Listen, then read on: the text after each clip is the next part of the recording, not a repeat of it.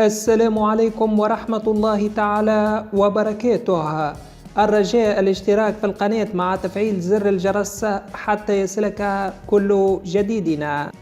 يواجه فريق الهلال نظيره فريق الأهلي على أرضية ملعب الأمير سلطان بن عبد العزيز ضمن مباراة الدور النصف النهائي من كأس السوبر السعودي، وذلك يوم الثلاثاء الموافق ل13 من أغسطس 2024 في تمام الساعة 7:15 مساء بتوقيت السعودية والعراق واليمن وسوريا والأردن ولبنان والبحرين، 5:15 مساء بتوقيت تونس والجزائر والمغرب.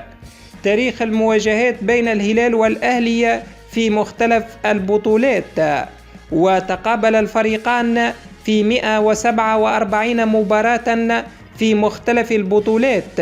فاز فريق الهلال في 65 مباراة، وفاز فريق الأهلي في 40 مباراة، وتعادل الفريقان 42 مرة.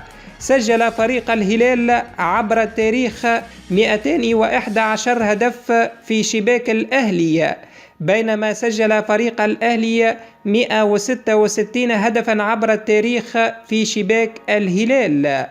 ما هي توقعاتكم لنتيجة مباراة الهلال ضد الأهلي؟ نرجو أن تتركوا ذلك في التعليقات أسفل الفيديو.